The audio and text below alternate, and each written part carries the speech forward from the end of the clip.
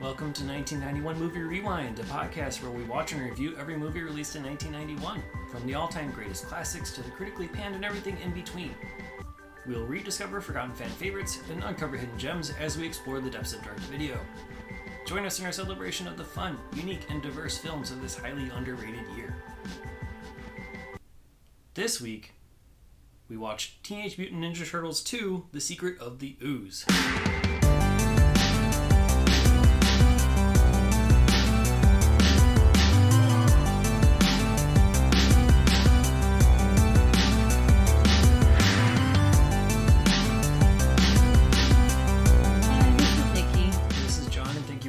On 1991 Movie Rewind. In Teenage Mutant Ninja Turtles 2: The Secret of the Ooze, April O'Neil, played by Paige Turco, reports on the environmental pollution from a local laboratory. The Turtles and Splinter recognize that their ooze is what created them. They are off to search for answers, only to find that Shredder is back and he's using the mutagen to create new supervillains. Screenplay by Todd W. Langen, directed by Michael Pressman, and released on March 22nd, 1991. Have you seen Turtles 2 before?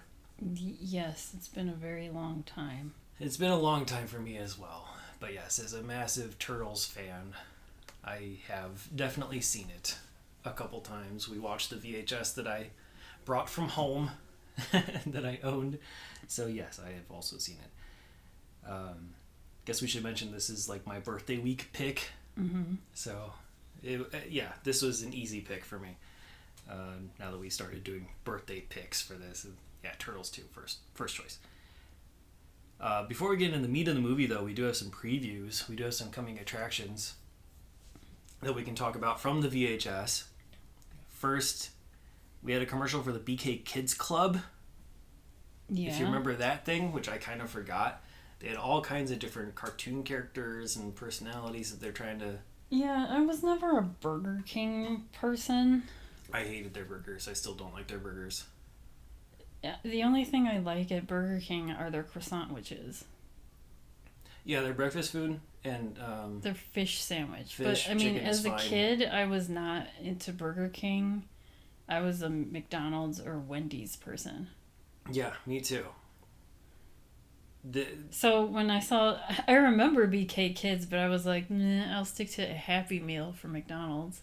We went to Burger King quite a bit. I mean, especially when they started doing the BK Kids Club stuff, because that's when they started to focus a little bit more on trying to do the Happy Meal thing and offer toys along with food.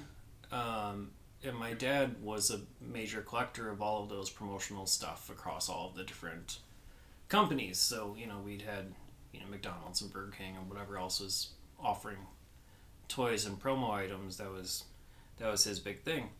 So, yeah, I remember it now, but it never caught on. Like, no one cared the same way that they cared about, like, Grimace and Birdie and because it was just legacy like characters from decades. It wasn't specific characters. It was They were just like generic kids who it were was trying like to... animated children. Yeah, just I trying to that. fill the various different diversity quotients and whatnot. And Right. So you didn't have kooky looking characters like Grimace or the Hamburglar or a clown or anything like that. Or, you didn't have the little chicken McNugget people like McDonald's. It was just like animated children. It very much felt like they were just trying to latch on to any and all kids. It seemed like a very obvious pander. Even as a kid, you saw, okay, they're just pandering. Whereas, like, when they rebranded and did, like, the BK King with, the weird, creepy costume face, that was, and trying to gear more towards, like, college-age adults and stuff, and that worked better. Right. I will say the Burger King Kids Club lasted from 1990 until 1999. Oh, okay. It's kind of longer than I thought it would have, but yeah. They just didn't have, they didn't have the personality and maybe, whatever. So, I'm going a little bit more into the Burger King Kids Club. It's, it was like a thing where children had to sign up and receive a membership card, and you get like a free meal on their birthday. That's just, if you wanted to, you didn't have to. But that's just too much work for a child. It's like you had to have your parents do it for you. Yeah, like my dad. Yeah. Did it for us. Yes. So that's just why we to got mail addressed to the dog sometimes, right? Because there's another membership under the dog's name. Oh, okay. Yeah, it's just a lot of work instead of just going to McDonald's and getting a Happy Meal and a toy, like, no matter what. You don't have to sign up for anything. Well, you got that too. But you also could get extra stuff if you got put on the mailing list. Okay. I just never did it because I just didn't care. Yeah, it's just like, weird little membership club for exclusive additional stuff and newsletters and whatever, various random tchotchkes. So you got that one commercial. No pizza commercials in front of this one. In front of Turtles 1 VHS, there was a pizza commercial, which was a weird one. Yeah, it was a Pizza Hut commercial, but in the movie they were eating Domino's pizza. They were, yeah. And then it's like they took, for the second movie, they were eating from a local chain, the Ray's Pizza. Which makes a lot more sense for New York. Yes, which I looked up Ray's Pizza and is now closed. And no one else is taking over the name because there's so many different I think it's personal names. We never went to it. Is it Ray's or Roy's Pizza? This was Roy's. Okay. So Roy's might be yeah, fictional, so, or it might exist, or there no, might it's be like not, 5 different permutations of Roy's Pizza in New York. There was a Roy's Pizza, and it is now permanently closed. But I think this was a pizza place that I think they were well known, and it was a pizza place that I kind of wanted to go to, but we never went to. Yeah, the pizza looked good.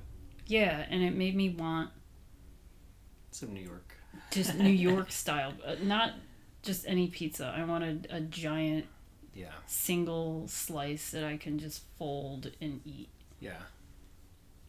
Which is hard to find here, kind of. Yeah, it is. It's tough to find in Chicago area. But real quickly, we'll go over the previews as well. So there was 2 previews after the commercials. We had Suburban Commando, which is a movie we've already covered. And I think the preview probably added most of the best bits from the movie. Yeah, it pretty much gave the movie away. Kinda. I mean, they didn't have like the final fight or anything. But it showed the monsters, and I don't remember in the original trailers any monsters. Like at all. Yeah. I don't know. But I didn't think it gave away too much of the plot, but it gave away some of the better jokes, which is understandable for comedy. And then you had a preview for a movie that they called Step Kids. But I guess, I don't know if it's just rebranded or they just changed the title later. We know it as Big Girls Don't Cry, They Get Even. Yes. It was in the early... I guess the early promotions for this movie, it was called Step Kids, but then when it was finally released, it was Big Girls Don't Cry, They Get Even. Yeah, because I was looking and I'm like, I don't remember Step Kids being on the list. But I remembered this movie because I have seen it, and this was the movie that I thought, and you thought your parents were weird, was. Because it was a similar family movie with a very long title. Yeah. Yeah. So that one looked interesting. It didn't look bad. I've never seen it. I've never really... I don't know anything about it other than what I saw in the trailer, and it seemed like it would be okay. But another time, perhaps. Yeah, it's about a blended family. I think this is just the year where it's like they started showing movies where you had to deal with parents who were divorced, and then you have the dealing of step parents. Because, I mean, this is probably the third movie of 1991 dealing with divorce, and then step parents, and then dealing with, like,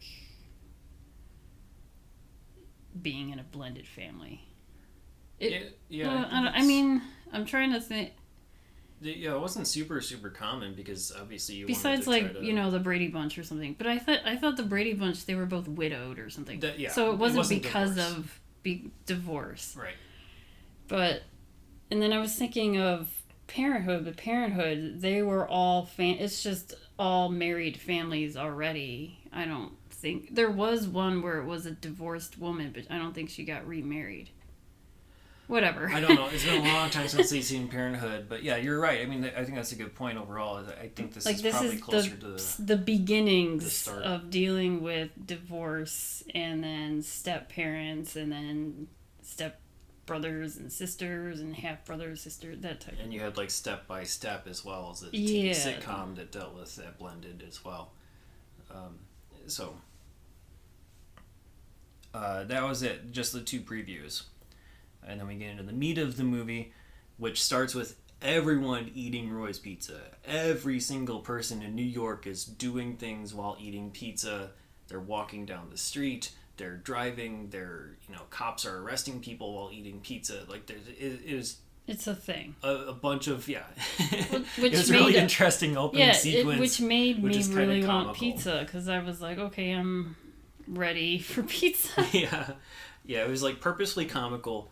And over the top, but it was a good intro to the movie, and obviously, leads into Roy's Pizza, where Keno, our new character, played by Ernie Reyes Jr., who is sort of a superstar at this time, at least as far as I'm aware, as like a 10-year-old kid, he's making a delivery to April O'Neil, who orders pizza very, very regularly. So that's like a quick way to transition and get us into the story and introduce a new character and all this kind of stuff. But along the way to the delivery, Keno sees a robbery in progress at some sort of a mall thing. I guess it's like a strip mall thing that's attached to an alley. It looked like it was a very weird location. But anyway, there's a robbery in progress. And he encounters like a big group of guys who are all wearing like pantyhose masks. And he tries to stop them with his martial arts skills. Mm-hmm. Does okay for a little bit until like a like a massive group of additional people come in. It's like this, 40 different guys all robbing the place all at once. It's like this massive operation. And then the Turtles pop in to help and give us our first fight scene. And I'll say that this first fight scene is probably a lot better and more creative than what we saw in virtually all of the first movie altogether. Okay. And I think part of that is because the first movie was a surprise success. Right, it was a very low budget movie. It didn't really get distributed by like a lot of studios passed on it. They thought the Turtles were kind of a flash in the pan, and they didn't want to risk the money. And then New Line said, "Okay, we'll give you a shot," and it became like a massive hit. Yeah, it was considered a quote independent movie because it was made before it had a studio to release it. Yeah. And it was one of the most successful independent movies of all time until like Blair Witch. Yeah. Basically. And so obviously they're going to quickly greenlight a sequel. And with that became a budget. So they had like a $25 million budget for this Turtles 2 and then Turtles 3, like almost back to back. Back to back. Turtles 3 we could talk about a whole nother time if we wanted to. It's been a long time since I've seen that, but I didn't like it at the time. And I think that's kind of a... Yeah, after Turtles 3, perception. I was like, meh. But I just like the cartoon only. Yeah. I like these two movies and then the cartoon, and I was more just into the cartoon. Yes, yeah, we can get into that whole segment of the thing. With the $25 million budget, however, that means that the Jim Henson puppetry company can create better suits, more mobile suits, better faces, better facial expressions. The first movie, the fight scenes were a little bit clunky in a sense because you had, I don't know, 'Cause you have bigger, bulkier suits. Yeah, you and have couldn't do a real whole people lot in these suits. close-ups. Yeah. And I can't even imagine doing martial arts in it. I mean, we could also get into this like in the trivia and then what I found out later because of the actress who played April O'Neil in the first one. Right. Judith Hoag. One of the reasons why she had many reasons why she didn't want to come for the second and both the sequels. Right, yeah, she just didn't want to come back, yeah. Yeah, and it was she saw how the extras or how the people in these suits were being treated and they weren't being treated fairly. Yeah. And she also thought their fighting was just too violent for a child's movie. And she also thought it was more of like a horror movie. Well, if you look at what the suits look like now, yes. Because they deteriorated really poorly. So, yeah, try to look up what the turtle suits look like these days. And, yeah, they were not meant to be preserved for all time. They have... they look like trash. That was one of the... Because I was like, why did they... how come they have a different actress for April O'Neil? And that was one of the major reasons why Judith didn't... Even though I really liked Judith as April O'Neil. I did too. And... but I also like Paige. I don't mind Paige at all. Yeah, I like both of them. It's just like I really liked... the first April O'Neil, because that's the first woman you see as a live action April O'Neil. Yeah, she was good. She was no nonsense. She had strength behind her, and I think she played the character really, really well. I think where Paige she doesn't have that opportunity to present her strength and independence in the same way. Barely she's less important to the plot in general, but I think she had a better chemistry and rapport with the turtle characters. The turtles, yeah. So that's the difference. That's sort of the trade-off. Paige Turco, this is really her first feature. She had been a soap opera actress in like Guiding Light and All My Children, and then she went on to do things like NYPD Blue, Party of Five, The Agency, and The 100. So very long TV career. But this was, I think, her first feature, and then she reprised her role as April in the third movie as well. But yeah, I think it made the first fight scene, those suits, better, and they also just used the props of the mall and like this toy store, the sporting goods store that they were in, and improvised with that and like incorporated it into the fight scene, which is great. The first movie they had fight scenes that were in April's apartment and causing an entire fire for her whole building. Yeah. But I think one of the major things why it was different like that was because that was one of the major complaints about the first movie was it was too violent. Which that's coming from adults and not from the kid fans. Yes. Because I can tell you now and also back then, I prefer the first one mostly because of the darker tone. Yeah, I like how dark the first one it was or is or whatever. And it wasn't super dark. It still had a lot of cartoony elements to it. It still had like the goofy sound effects here and there. Obviously, it had a lot of like cheesy, basic ass humor thrown in there. But overall, it's a lot of their humor. It kind of goes over a child's head because their humor is very adult. They're doing like Three Stooges type humor, and then they also reference old movies like Casablanca and stuff like that. When I was younger...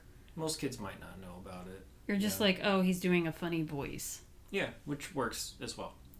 And then as you get older, you're like, oh, okay, that's what that was. Yeah, but when we were watching and they were, like, Michelangelo, the one who's doing, like, all these... like, he was doing Sylvester Stallone as Rocky, and... Yeah. I mean... A parent would know that, but I don't know if, like, a 8-year-old kid would really get that unless they watched Rocky. But and then he also did like the Casablanca thing, and then sort of like a Three Stooges thing, and you had April O'Neil cracking up over it. But as a kid, you're kind of like, oh, he's just making funny voices and being funny. But you're not really getting the joke. And as an adult, you're like, these impressions are not that good. Right. And they're also not very funny. Yeah, I'm like, April, it's not that funny. I don't know. You see April, like, slapping her leg, almost falling off a chair because of these. Yeah. But, yeah. But this movie was just, like, the fighting was more cartoony. Yes. And cheesy, which... Well, okay. Here's what I'll say. Like, I think I like the first I like the first fight scene the best. But the rest of the fight scenes in the second movie are worse than what we saw in the first. Yeah. And a lot of that is because, I don't know, like, it felt way too cartoony at times. Where, you know, the soldiers were basically just waiting to be hit. Yeah. A lot of the times. Or they were doing a lot of, like, childhood playground stuff. Like, you know, putting one hand over the other on a baseball bat. Mm-hmm. Instead of like actually trying to hurt somebody, like, okay, well, let's do this little kids game, and then haha, I win, and then punch in the face. I don't know, just like a lot of weird little stuff like that. That's meant to be, it's meant to inject humor and give the kids fun, but the kids know better. The kids who are watching this are like, this is lame. Again, like the BK Kids Club, this is pandering to me. Mm-hmm. This is not the hardcore action that we want to see. And the other part that's a big downside is they really don't use their weapons all that much. That's because of the complaint of, you know, too violent. So if they actually show Raphael using his size, like actually really cutting or hurting someone or stabbing someone with it. But he didn't really cut or hurt anybody in the first. You know, it's all kid stuff where they're all unconscious afterwards. You don't see blood. You don't see you don't death see or the only like quote violent thing was the entire apartment building being like burned down. So yeah, just the act of fighting in general is whatever. So it does kind of neuter the scenes, and I also think that the other thing I'll say is like, okay, the big scenes with like Toka and Razor, who are characters we'll get into more depth later as well, that kind of just ends abruptly. You know, in the Super Shredder fight at the very end. Yeah, the very end. Non-existent because he just like self-destructs in a himself, sense. Like within like 2 minutes of appearing in the movie. You're hoping for like a huge. It's kind of like, you know, a video game. You're like, you got these small bosses to the big boss. You're hoping like the big boss fight is gonna be this major hardcore fight, and it's just like a 2-minute thing where Super Shredder just like collapses and like all this stuff falls on him again. Yeah. And then he can't move all of a sudden, even though he's Super Shredder and should like come out of it. Yeah. It's disappointing. I mean, the Shredder fight in the first movie is also kind of disappointing, honestly. Well, yeah, you're on a rooftop, and then each turtle takes a one-on-one shot at him, quickly gets dismissed, and then Splinter is able to get him off the roof, and he falls into the garbage truck. Thing, yeah. So it's quick and easy, and you don't have like a big 4-on-1 thing with a lot of choreography. Again, probably because of the suit limitation. Yeah. This time it's just because they wanted to probably get the movie over quickly, or maybe show like his hubris was his downfall rather than the turtles. And they're like, oh yeah, I'm so strong. I don't care about the dock that's on top of me. I'm gonna break all these things, and I'm super strong. And I'm dead. Yeah, and it's like all this build up for nothing in both movies, because you're like, oh, they're gonna beat the Shredder, and then when you're like in the cartoons, like Shredder's, you know, the big baddie that they always have to come after all these years. Yeah. Well, here's the thing. Like, I guess, okay, Eastman and Laird, who wrote the comics, right? Peter Laird, Kevin Eastman. They did not want this movie to be like the cartoons. They did not want Shredder back for this movie. Oh, okay. And so that was something that the studios kind of forced upon them. And they were really happy with the idea of like Shredder being dead and have some sort of finality, and they wanted to move on to other villains like Rat King, I think, was one of the ones that they wanted to possibly do, or maybe find a way to do Baxter Stockman. Which, talking about like the professor character, David Warner, who plays Professor Perry, who's, the lead person at this lab, they could have probably found a way to maybe transition him into a Baxter Stockman character if they really wanted to bring him back. Because he kind of teeter-totters between like helping both evil and good, and you don't know where his alliances always lie, and there seems to be a little bit of moral grayness to him, but he's mostly good. But yeah, long story short is like, this is not meant to be the cartoon. The creators did not want this to be like the cartoon. The studio did want it to be that way. And that's also why we got Tulka and Razor. Because the studios wanted Rocksteady and Bebop. Every kid who watched the trailer of this movie was like, what the hell is this? Why are they, who are these two new characters? Why not just give us Rocksteady and Bebop? Were they in the third one? Because I vaguely remember. God, it's been so long. I don't think so. Because isn't that mostly just in Japan? So it's like Karate Kid. Like they do a Karate Kid type story. Like I don't think there are any like super mutant villains in the third one that are new. But maybe I'm wrong? It's been so long. For some reason, I thought Bebop and Rocksteady appeared in a movie, in a live action movie. But maybe the newest one. Which I haven't seen, the Michael Bay ones. Yeah. But I don't even want to see those. No. Like I'm mildly curious, but I don't know. But it's all like CGI, and I'm not into CGI roided out turtles. Yeah. So anyway, I remember as a kid that was disappointing. In a way. Like, you expect, okay, they're going to bring this lore, here's Rocksteady and Bebop, who also exist in the comics. Yeah. But they're, the two main thugs in the cartoon, and so I think that's probably why Eastman and Laird were more against it, is because they wanted to create that separation and expand the universe a little bit more and make this more of a darker thing. And these guys are doofy thugs. And so you got Tulka and Razor, who are, I don't know, visually not that dissimilar from Rocksteady and Bebop. You have like the brown one and you have the grayish one, Yeah, but one's like a wolf and the other one's the only difference is, you have a wolf and a snapping turtle. And the wolf one looked like That'd be Razor. I believe. Yeah.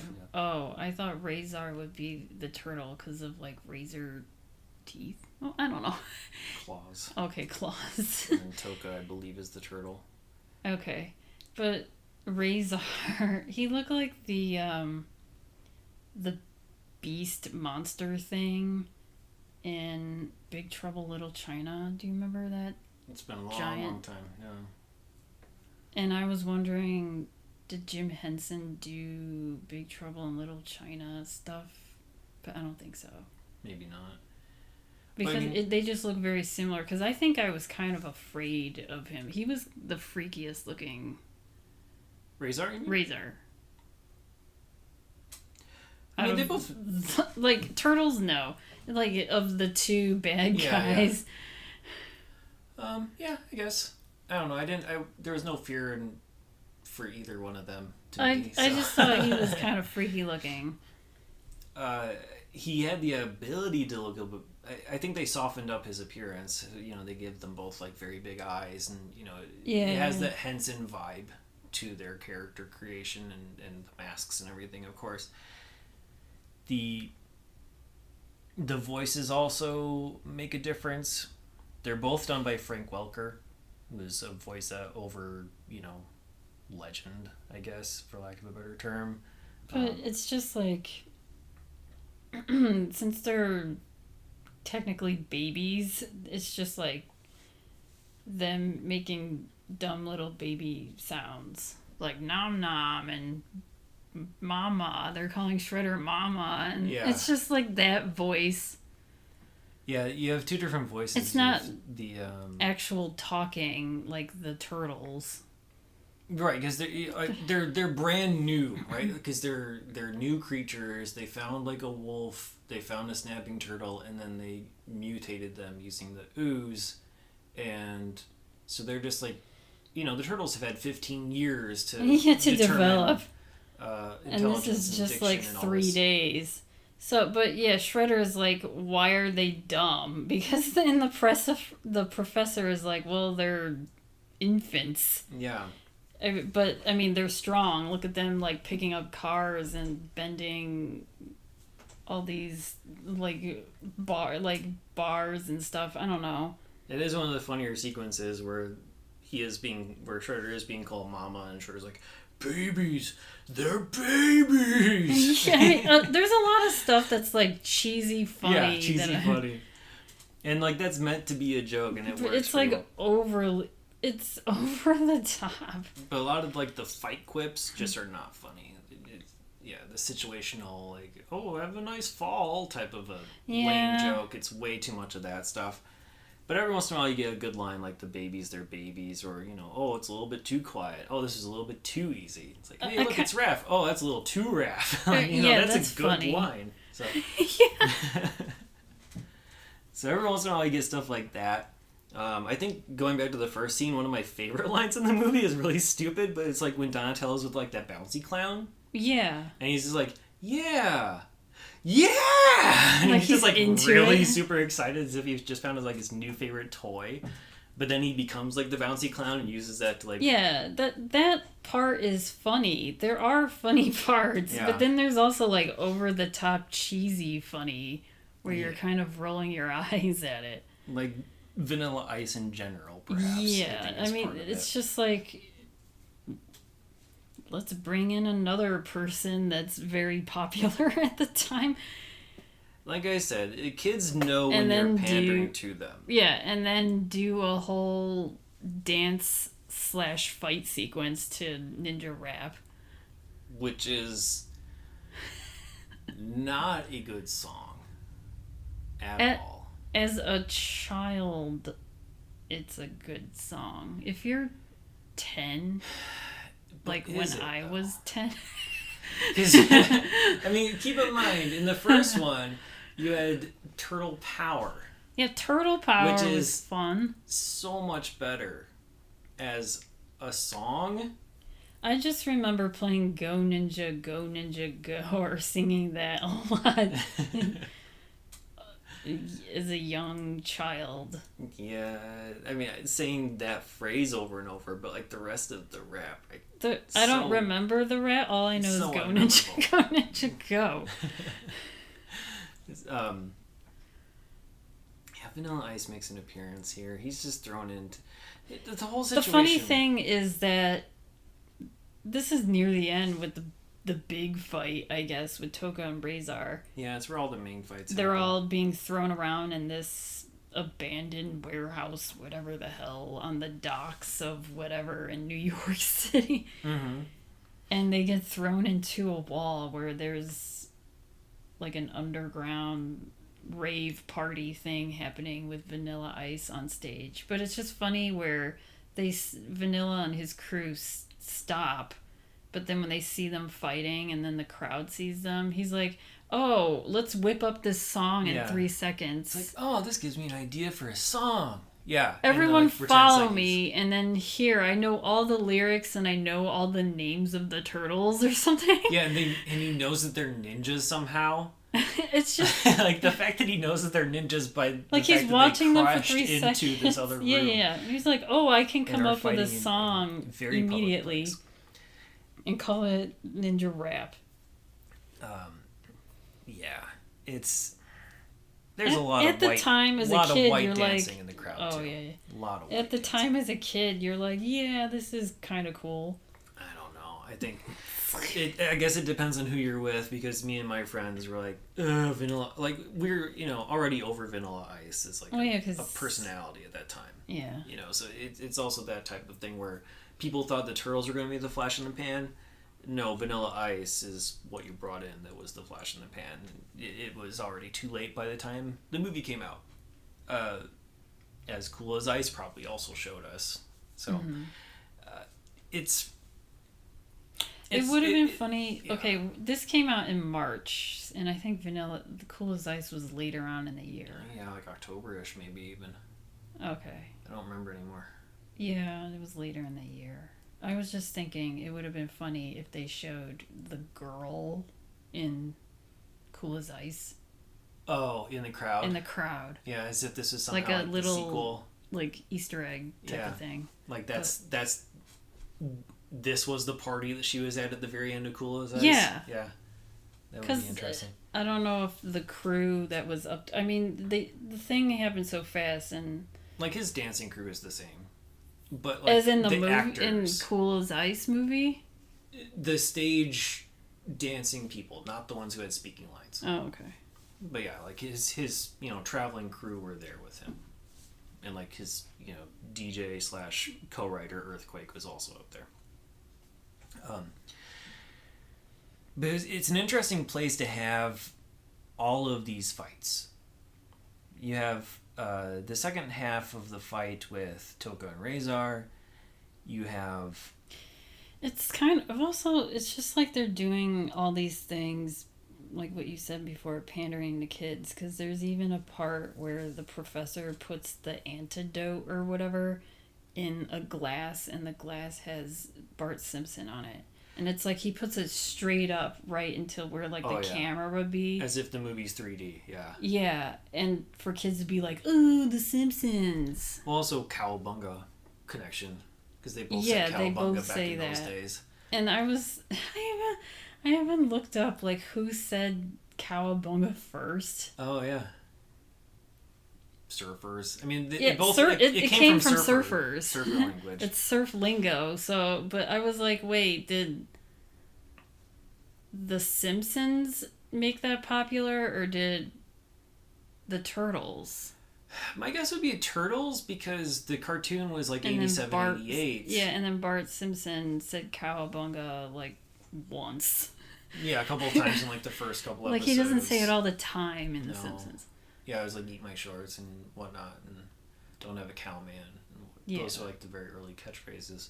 For the bad boy, that was going to ruin society, because he said, don't have a cow man. What a weird world we lived in. But so we have the background of this song where like 3 fights happen with Toka and Razor. So yeah, you alluded to this whole thing of the antidote. Shredder created these mutants.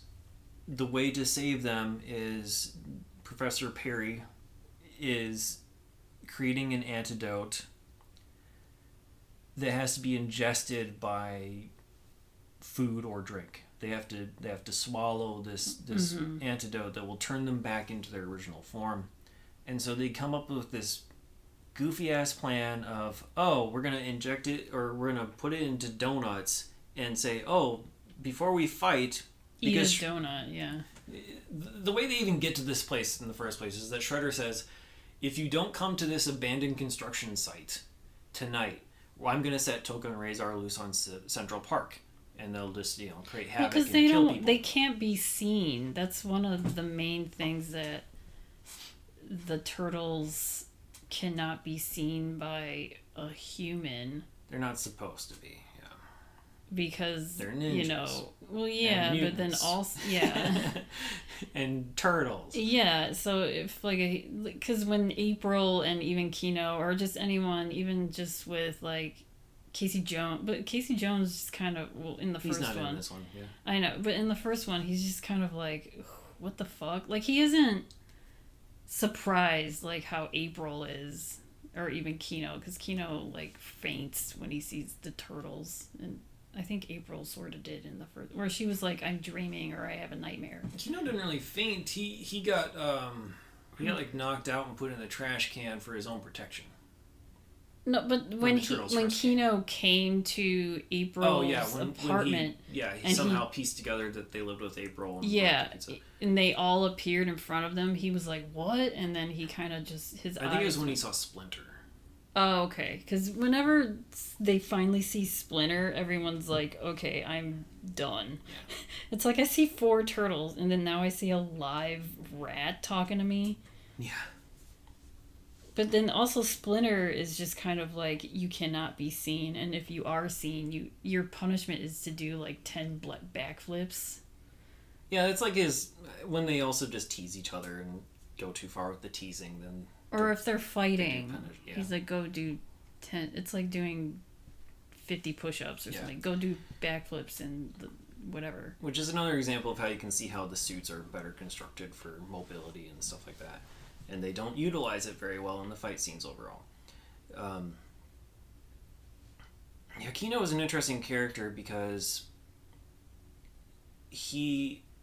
Okay, first, as far as I know, his character was created because Ernie Reyes Jr. did some work in the first movie as a stunt double for Donatello. He was kind of a replacement.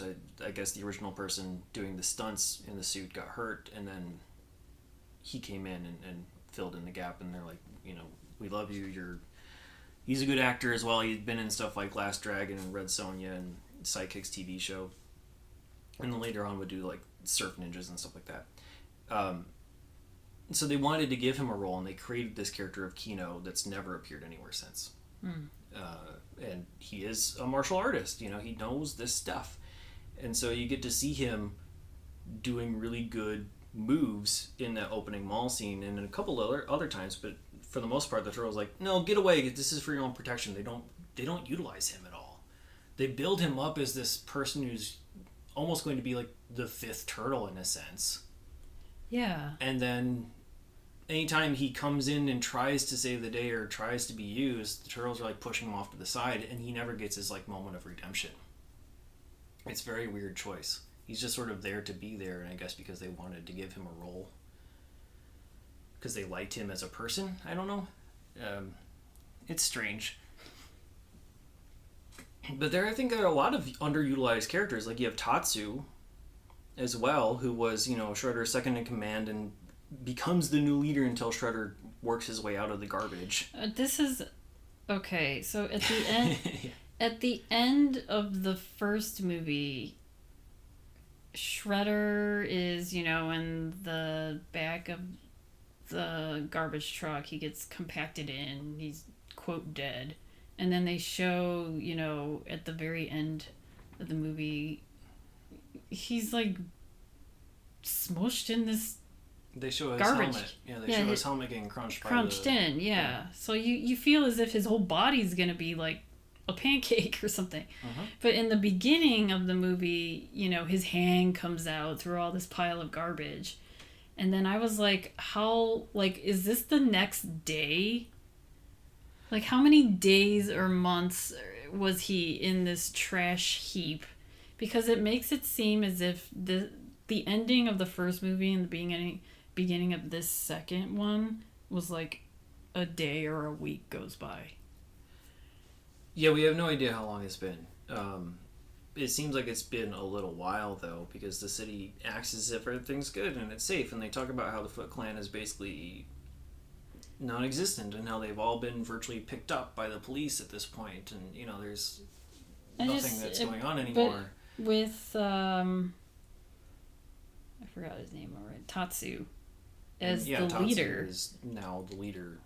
It seems as if he wasn't really a leader for long, because he's kind of like, I don't know what the fuck to do now that Shredder is gone, besides move our whole Foot Clan to this abandoned warehouse area. Yeah, they're on the run, they're on the ropes, and so they're trying to rebuild, and that's one of the things that Kino says, is that they're trying to recruit any and everybody who has martial arts experience, especially teenagers, and so Kino wants to infiltrate the whole organization by, So they just got rid of all the foot people in the first movie, because all the foot they all got arrested, yeah. But they were like kids, literal kids. Juvies full. Pretty much. Yep. Yeah, including like Sam Rockwell, who had an appearance in the first one. But yeah, that's really the only help that Kino provides, is that he infiltrates the the junkyard where they have their headquarters because he auditions to join, and he's like the only one that can do things properly, even though he has a little bit of help from Raph, who has been does his thing, and he goes off alone, sulking, and joins forces with Kino to do this, whatever. But then immediately after he's like initiated and said, "Yep, you're good to go," they revealed that they get caught. Raph and Kino get caught immediately after being accepted. And now there's like this massive junkyard fight scene. So, and then the Turtles have to help when Kino goes and tells April that Raph has been captured. So, whatever. And that's when they first get introduced to Toka and Razor. They realize that these two animals are way too strong for them, and they escape in the sewer to, devise a plan and get the antidote stuff ready. All that kind of stuff. The plot is not that important. We're putting too much. Right. Anyway, yeah, the donuts. All this to say, the donuts is something when they go to the abandoned warehouse thing that they basically say, let's, before we start the fight, how about the traditional sharing of the donuts? And then they eat them. I mean, if they were smart, they would have been like, how come you're not eating a donut? Yeah. Because they only gave the donuts to Toka and Razor, but then they open one of the donuts, like it crumbles in their hand and a little pill comes out. And I was thinking the antidote looked like it was batter already, so why not make your own donuts and just put it within the batter instead of making little pill forms? Yeah. Like going the extra step to make a pill out of this batter. It's weird. But anyway, they start burping a lot, and there's like this little subsection thing where Professor Perry takes Donatello aside and basically is like mid-fight and is like, they're burping too much. It's ruining the antidote. You have to get them to stop, and here's what we gotta do. We gotta like inject CO2 to counteract the burping. It's like why didn't you think about that or give that caveat prior to? It's like mid-fight. It's like, oh, by the way. But anyway, like as soon as that's discovered, they figure out a way to like get barrels, run the barrels into them, make them trip, and then inject them with fire extinguishers. And they turn back to their true form like almost immediately because they like unlock a door and all of a sudden you see a cute wolf dog, and a turtle. Yeah. And then Tatsu, like I said, he's underutilized because he's just sort of there. And then they beat him in like 1 second. They all just kind of gather around, and then they jump and put all their shells back to back on him, and he's gone. These are like Tatsu is like taught from the old way from Japan. Whatever they talk about, and he just like stands there and waits for shit to happen to him all the time. And like, how are these 4 turtles beating like 500 people and you when you're supposed to be some wizard in ninja history? I don't know. Anyway, he doesn't get to fight. He's just sort of there and waits for them to there going, get bounced. Go kill them. And then after they beat Tatsu, then the turtles start dancing and they get up on stage, and it's a cheesy, that's very too much gross moment. And then Shredder gets blown away from the speaker. Because Shredder comes up, he's not super yet, and he's like, he's holding the canister. Kino like kicks it away, and Professor is able to run away with it, and we never see him again, and so that could set up a third movie. And Michelangelo plays the electric keyboard, and the noise is so loud that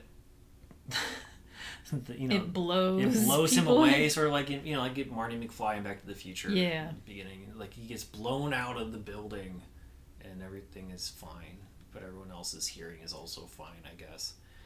But anyway, it's stupid. And then the next time you see Super Shredder, is like they're celebrating, I guess, and Super Shredder appears from under the docks. But then he dies. And then he just destroys the docks, and and they fall on him, and he's dead? Maybe. Wait till the third movie. So, I don't know. Let's talk about some of the cast, though. Just because, you talked about April. That's a very noticeable difference, right? But also Donatello's different. Yes, the voice. As is Raphael. The voices, yes. Not as noticeable with Raphael. We got Laurie Faso providing the voice of Raphael now. Only did it in the second movie. Has not had a lot of credits otherwise. Was in summer school, but also does a lot of voice work, but is only credited as additional voices. I think that Laurie Faso did a great job of matching the original voice of Raph from the first movie. Even though Raph in the first movie, that voice was over the top. It's over the top New York accent, but this matches it pretty well. It doesn't go as hard. But it's not hard. as hard, like... It's not as hard. Not as super thick of the accent, but good enough like in you're tone. Like you're a 1940s mobster or something. That's what the Raphael sounded like in the first movie. Yeah. This one was, you got the New York accent, but it's not as hardcore, which I liked more. But the Donatello one, obviously, with like Corey Feldman, it was very noticeably different. Yeah. But when we talked about Rock and Roll High School Forever, the reason why Corey Feldman didn't do it was because of his addictions and stuff. Yeah. And I think he just took time off, because I know he did the voice again in the third one. Yeah, the studio didn't want him for the second one because of the his rehab stint, and they're afraid of the family friendly and stuff like that. They're like, we don't want your name put to this. Yeah, but we do have his Rock and Roll High School co-star in here, the guy who played... gosh, I didn't write it down. The friend that was in Rock and Roll High School Forever. He's in this. The first and second one, right? He's in the suit. No, just the second one. Oh, in the suit. Yeah. Anyway, Adam Carl does the voice of Donatello.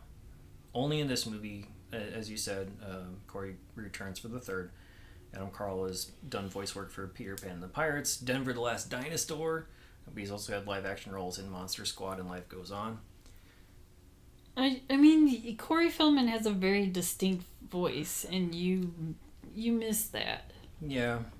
Like, I think Corey Feldman should do voice work, because he has a good voice for that. Does he do that? I haven't looked. I only looked at the people on this cast list because the cast list is huge. Yeah, you can go. I'm just thinking of Corey Feldman as a good voice actor, because he just has a good voice for, like, cartoony people. And now I'm thinking, did he ever do any of that besides this? But yeah, this cast is huge, partly because you have people who are doing the voices, and then also people who are in the suits who are different. Or even people who are not in suits, like Tatsu. Toshihiro Obata is the person who plays him physically. He's in the 1991 movie Showdown in Little Tokyo as well, but he's also been in things like Demolition Man. He also has started his own international Shinkendu Federation, aka the Obata Kaiso. But he's voiced by Michael McConaughey. I'm not sure if I'm pronouncing that right. Who is a very prolific voice actor who's done things from like G.I. Joe, Transformers, to a lot of anime and video game work. Overwatch, World of Warcraft, Mortal Kombat, Initial D, Vampire Hunter D, and my favorite, Bobo. That is the name of an anime that he has appeared in like 70-something episodes of. So... that's like, Tatsu. What is that? I don't know. I just saw the title. Okay. It's Bo-Bo-Bo-Bo. That's the first word. The second word is Bo-Bobo. Well, now I want to know what it is. I was too busy writing down credits. I didn't go into the details of it. But anyway, this is the person who voices Tatsu. Same thing with Shredder. Shredder is performed by Francois Chau, who was Quick Kick in G.I. Joe. He's been in Beverly Hills Ninja, Wing Commander. He's had a prominent role in Lost and The Expanse. But he's voiced by a different person, David McCarran, who doesn't have a whole lot of voice work credit to his name. But he was in the live-action Popeye as Harry Hotcash. So It's weird how they double all these people. Yeah. And then you have, a couple returning people, but yeah, not too terribly many. A lot of the Turtles were just Jim Henson puppeteers for the most part. Like a lot of the people who were in Dinosaurs were in this. So like, the person who was in the Donatello suit was Robbie Sinclair. The person who was in the Michelangelo suit was in the Charlene Sinclair suit. So stuff like that. And obviously, like, Splinter was voiced by Kevin Clash, who is Baby Sinclair's voice, which, you don't see that. You don't hear it in Splinter's voice, but it is him, and that's also the voice of Elmo. He had some controversy around his name for a while there, but apparently he is cleared of all charges and is working with the Henson Company again, because he is part of the Fraggle Rock reboot and the Dark Crystal reboot that they try to do for Netflix as well. So, yeah, that's Splinter. Other cast and crew, I guess, since we're in this now. We'll talk about Michael Pressman, who's the director, and also has a cameo as the news manager. He's yelling at April O'Neil in one scene. He is an Emmy winner twice over for producing Picket Fences, also nominated for producing Chicago Hope. He's done things like Chicago Med, Law and Order, and Dateline NBC. On the directing side, he's done To Jillian on Her 37th Birthday, Dr. Detroit, and Some Kind of Hero. And his mom and dad make cameos as that couple who are entering the cab when Toka and Reza are terrorizing that one street. Okay. And his dad, David, is also a director who directed 824 episodes of One Life to Live and is a 3-time Emmy winner for that. So, Todd L. Langen, who is the writer of this, also wrote the first movie. And you can see the similarities in the writing style. But obviously, with different director and different tone, people were not as happy with this one. He was the co-writer of Ninja Rap as well as writing this movie. He's written The Pursuit of Happiness, 1987 TV, not the movie, with Will Smith. And he's also Emmy-nominated and Humanitas Prize and Writers Guild winner for The Wonder Years. But he doesn't have a lot of writing credits. It's mostly Wonder Years, Turtles, and that's about it. David Warner, we talked about, as Professor Perry. We've seen him in Cast a Deadly Spell. Recently passed away, just as his co-star in that movie, Fred Ward, has. He's also in the 1991 movies Blue Tornado, Drive, Star Trek VI, but he's had a very prolific career in things like Tom Jones, Time Bandits, Tron, The Omen, Titanic, and In the Mouth of Madness. So, but apparently he loved playing this role. He loved working on this movie, and interesting. He considers it one of his favorites, partly because he got to play largely a good guy. So. It wasn't because he was interacting with turtles. People in turtle suits. I think it's one of those things where people take roles because they want to give their kids something that they can. Here's a movie I can do and show to my kids. So I think that's part of it, and also he got to help the good guys, whereas most of the time, he's playing the evil jerk. We do have a couple other voices here. We got Robbie Riss as Michelangelo. He's in all 3 of the Turtles movies. He's also been in Kid Video, Brady Bunch. He was Cousin Oliver in the Brady Bunch. Balto. He's also done voiceover work for Initial D and Naruto. Doc McStuffins. He plays Stuffy on that, if anyone has kids and knows what that means.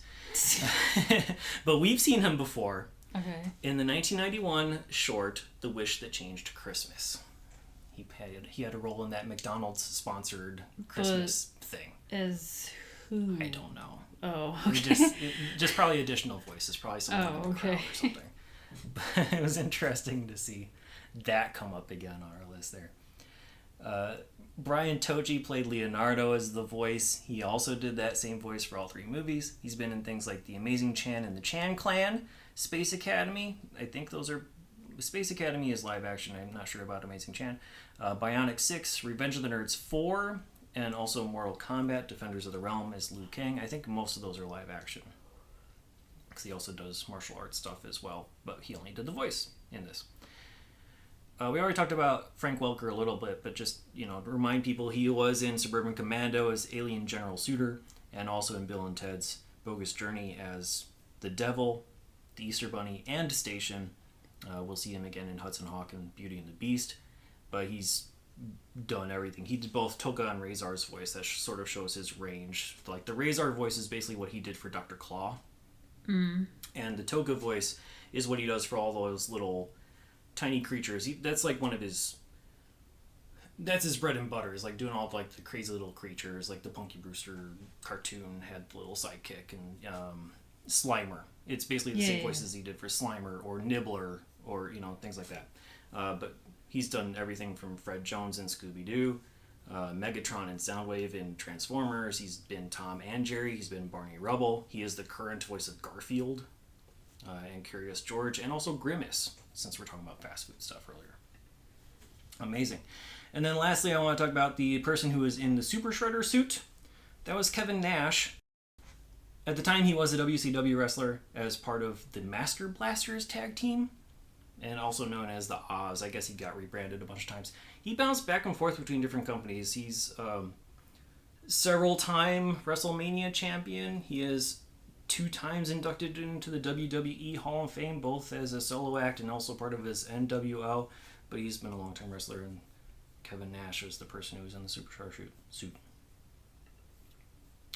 In terms of awards, this movie performed pretty well in the box office. Budget of $25 million, got close to $80 million, so not too bad. But in terms of awards, not a whole lot to speak of there.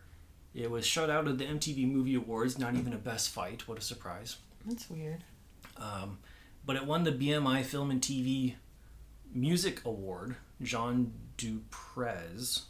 But there are several winners that year. I don't know how they... I didn't see any nominees. I just saw a bunch of winners, so they gave it to like 10 or 12 for the different movies. soundtrack, which is... Maybe it's... weird. I don't know, yeah. Was it because of Ninja Rap? Like, what? Because the other music is... You barely hear it. Yeah, I really don't know. And like, I will say this. As a kid, watching the first movie, you kind of miss the cartoon theme song. Yeah. You expect it, but it's not there. But the theme song that you do get is good. Yeah. I think the alternate theme song that appears in the movies for the Turtles is good. So, like, aside from Turtle Power, aside from Ninja Rap, just the musical soundtrack one is solid. And so, you know, maybe that's partly what it's for. Anyway. Also, Young Artist nomination for the Best Co-Star in a Motion Picture for Ernie Reyes Jr. He lost to Daniel Newman for Robin Hood. And then also the movie itself won the best, or most favorite movie at the Nickelodeon Kids' Choice Awards. So it took home a golden blimp. If it was gold back then, I'm not sure. On to true crime and pop culture we go. Okay, one thing I will say, this movie was released March 22nd, 1991, which was a Friday, and on this day, Pamela Smart was found guilty in New Hampshire of manipulating her student lover of killing her husband. Interesting. Helen Hunt found guilty. Yes, yeah. And that's where we watched The Murder in New Hampshire. Very quick turnaround of that movie, yeah. That movie came out later in the year, obviously. I can't remember. I'm always thinking October. I feel like so many movies came out in October. But it was a big month. It was, so this is the day she was found guilty. But just moving on to, we sort of talked about pop culture, and you can probably go more into it because you're the turtle. You're the Teenage Mutant Ninja Turtle person. I collected a lot of turtle stuff. I will say, because it had a lot of video games. Obviously, the biggest game in any arcade was the Teenage Mutant Ninja Turtle game. That was huge, and it's probably kind of still huge. If you go to like it's still huge. A retro arcade, there's people always playing Ninja Turtles. Here's how huge the Turtles arcade game is. Okay. Not only is it like re-released constantly, so they have these things called Arcade 1-Up machines, which is basically mini size cabinets you can put into your home if you want to spend like $500 on a smaller size arcade cabinet. they have one of those for this. It gets reissued all the time. There is a lot of interest and hype around this newer game called Shredder's Revenge, which is designed in the exact same style as that old arcade game. And yeah, that got a massive release and a lot of hype around it too. That arcade game was also released on the NES. Mm-hmm, yeah. And then they also made additional follow-ups like Turtles in Time, which is the only game that I know of where Toka and Razor appear. Because those two characters were kind of left out of the canon of Turtles lore for the most part. I don't think they ever appeared in the comic. I could be wrong about that. I think they appeared in the reboot of the cartoon, or one of the reboots of the cartoon. Yeah, there's multiple. I was sort of gonna talk about that, but I don't. There's multiple reboots, and even currently, they did the fourth animated series where Nickelodeon, which I've heard good things about. And then there's the new animated movie that was on Netflix that was released back in August of 2022. Which is that the Seth Rogen fronted No, one? the Seth Rogen thing, which I was going to talk about. Okay. That's coming. According That's to live action. It's going to be animated too. Oh, okay. So it's according to ScreenRant.com. Yes, Seth Rogen is working on his own version of Teenage Mutant Ninja Turtles, and that's going to be coming out in 2023. It's going to be called Mutant Mayhem. It's a reboot primarily focusing on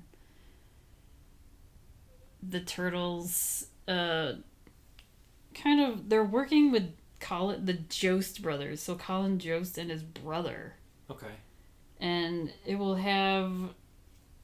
be more for the fans who are into the first iteration, so these first three movies from the 90s and the cartoons from the 80s. Yeah. And it's not anything dealing with the Michael Bay franchise, which I haven't seen and you haven't seen, I don't think. No.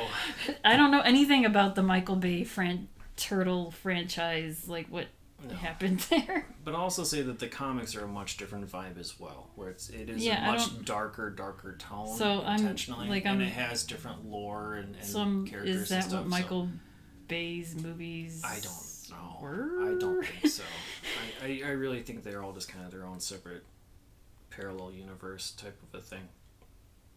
But it'll be interesting to see if they possibly bring back Toka and Razor. Obviously, in the canon of this movie, they can't come back because they have been reverted back to their original forms, and so it kind of makes sense they're not looped in anywhere. But, I mean, even though it wasn't Rocksteady and Bebop like we expected as kids, I still kind of like their characters. I do like that there is something of a finality. I wish that Shredder was dead in the first one. I wish that... I like that there's the finality of Toka and Razor in this movie, that they will not come back because they've been officially defeated. That kind of aspect of it is kind of cool. But yeah, I think they only appear in the Turtles in Time video game in terms of pop culture. They did also have action figures. Well, yeah, of course. I'm a little surprised that they didn't they majorly didn't show market that, this like a movie. Commercial for that. No, I mean, I'm surprised that they didn't majorly market this movie and create Turtles 2 Secret of the Ooze board games or a video game called Secret of the Ooze. They didn't go overboard like that. It was well, they did. I mean, it was the we can Topps also card set. It was the action figures, and that was about it. They did do food tie-ins to the Ooze because the Hostess cakes. They did more like when you open the Hostess cake, the inside was like a green ooze. And then they also had that Nabisco did these royal gelatins where they were either like orange, strawberry, or lime for the green. Okay. Then I was looking at you. Then Chef Boyardee, they had the turtle shaped pasta. Yeah. So I think that was their sort of tie-in to the Ooze. A lot of food stuff, but yeah, not as many toys and things like that. Yeah, because I think the Ooze would be so much like slime, and then you had slime from like Nickelodeon, so I don't know. You also had slime with Turtles figures too. Oh, okay. Some of the earlier ones, I mean, they're because the Ooze was just part of Turtles lore. It wasn't just this movie. It was that's how the Turtles appeared. Yeah, and so they're sort of like He-Man as well. They had some Ooze. I remember, it got kind of crusty if you let it sit too long. Oh. Yeah, but it did exist. Another thing is that there was a concert tour. Did you ever see them? I did not go to the concert tour. I think at one of the theme parks they had like a performance thing as well, a stage show at like Universal probably. It would have been, not Disney. So the concert tour was, it first premiered in August of 1990, where it was a live action, kind of like Disney on Ice, but they're not on ice. Right. It's kind of like they toured as a band. So Donatello was on the keyboards, Leonardo played the guitar, Raphael was on the drums and saxophone, and then Michelangelo on the guitar. So Leo was bass and Michelangelo guitar. And it was, the plot line was April O'Neil was kidnapped by Shredder and the Turtles have to rescue her by music. So it was kind of like Bill and Ted-ish, where they had to use the power of music to save April O'Neil. I don't know if I had both of these, but I know it was released on cassette as well as songs? like record. Yes. And I think we had both, like the record as well as the cassette version of it. Yeah. Because they did. I was a big Turtles collector. Yeah, I know. That's why I'm asking you these things. But they also had this concert tour released on VHS, and I was gonna look this up, but I didn't. Yeah, like if it's on YouTube, maybe I'll find it. And then they did have Disney MGM Studios theme park in June of 1990. Okay. They had the New York Street section of MGM, kind of turtle themed, and I don't think that must be what you were thinking of. Yeah. I don't think I think they did a little bit of a performance thing. Yeah, they did. They did something where it was called the Ninja Dance, while April performed a song. So I would not be surprised if there are pictures of that at my parents' house that right. I will not have access to put on the website before all this launches. But yeah. And they also had roller coasters and amusement rides. A couple of them are in the Mall of America. Okay. I don't know if they're still there, but it said that there was a roller coaster that opened in 2012, it's called Teenage Mutant Ninja Turtles Shell Shock. And then there's a Shredder's Mutant Masher, which is like a pendulum ride that opened in 2015. Those pirate ship looking things. Yeah. But, shredding you back and forth. I don't know. Like pitting a pendulum. Yeah, it probably looks like a pendulum blade. Yeah. So that's at the Mall of America, which I've never been to. Never been to, yeah. It'd be interesting to go. Yeah, I would go on it now. Yeah. If it's there. Yeah. I would go to Mall of America in general, and I would go ride on some rides there for sure. Yeah. And I think that's... Yeah. If you don't have anything else, I can't think of anything else. In terms of Secret of the Ooze specific, all I really saw was the Turtles in Time game where Toka and Razor make an appearance. You got the action figures where you had a few, new movie version Leo, Ralph. Yeah. Raph, Ralph. Super Shredder figure, of course. Yeah. And then also the Topps card set, which they did, like Topps was, the king of non-sports stuff back then. So they had movie tie-in cards for everything. So we'll move on to rankings and ratings, I guess. Yeah. Where on your 1 to 5 star scale are you going to put Turtles 2? I'm not going to say the full name. Okay, I'm going to give... The first movie, I'm going to give a 3. Yeah. This movie, I'm going to give a 2.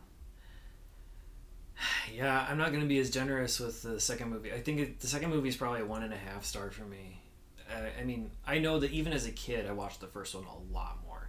I don't think the first one is all that great. Like, the humor is not good. But in terms of, like, tone and just introduction, like, giving you any sort of live action turtle fix, I think that's definitely the one you still want to go with. I do think it's probably like a 2.5 or a 3 star for the first one. Yeah, it's kind of like Batman. I don't know. I don't know. It's like when he, like that type of, not too gritty, but it's like dark because it's like New York and it's dark, gritty streets. Yeah, crime. I don't know. There's and their storyline is a little. It's tough to quantify the appeal of the first one. There's a lot of more iconic lines in the first one. You know, the darker tone helps a lot because it's not too dark, but it's still like Casey atmospheric. Jones. Yeah, you got Casey Jones in there. I don't know. Casey Jones was my favorite when I was growing up. He was a good character as well in the cartoon. Yeah, I liked him in the cartoon, and I liked him in the. And a cool action figure because he had like all of like these little supplies. He had the golf club and the baseball bat. You could put in his little satchel in the back. So yeah, I'm saying 1.5 for this movie. It's below average. It's not as fun as Suburban Commando in a way. I don't know. Like, it did talk about like the preview from.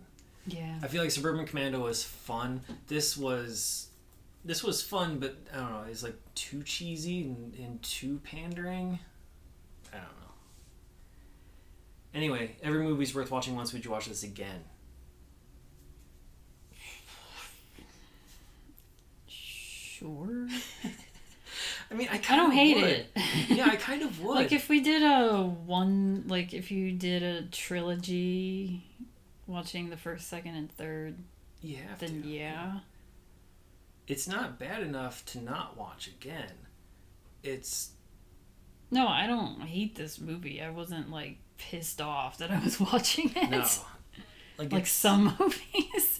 But it's just like I'm kind of curious to watch the other ones now. I don't know. Yeah, I wouldn't mind seeing the third one again just to see, was I just blinded as a child and expecting more cartoon stuff and the fact that it wasn't in New York and all that, like, I don't know. But this one, yeah, I'd watch it again. It's goofy, silly fun. It's not a terrible background movie. No. But the first one is better. Yeah. If you out there want to watch Teenage Mutant Ninja Turtles 2, The Secret of the Ooze, as of this recording in October 2022, it's available on Netflix, HBO Max, digital rental, VHS, or DVD, so always check your local listings. You can listen to us on all of your major podcasting platforms. Please remember to rate, review, subscribe, and tell your friends. You can email us at 1991movierewind@gmail.com. Follow us on Twitter, Instagram, Letterboxd, YouTube. Just search 1991 Movie Rewind or go to 1991movierewind.com for the full list of movies, along with show notes and more. Next week, we're going to continue the action theme a little bit. We're going to watch Out for Justice. It's available as a digital rental, VHS, or DVD. We will see you then.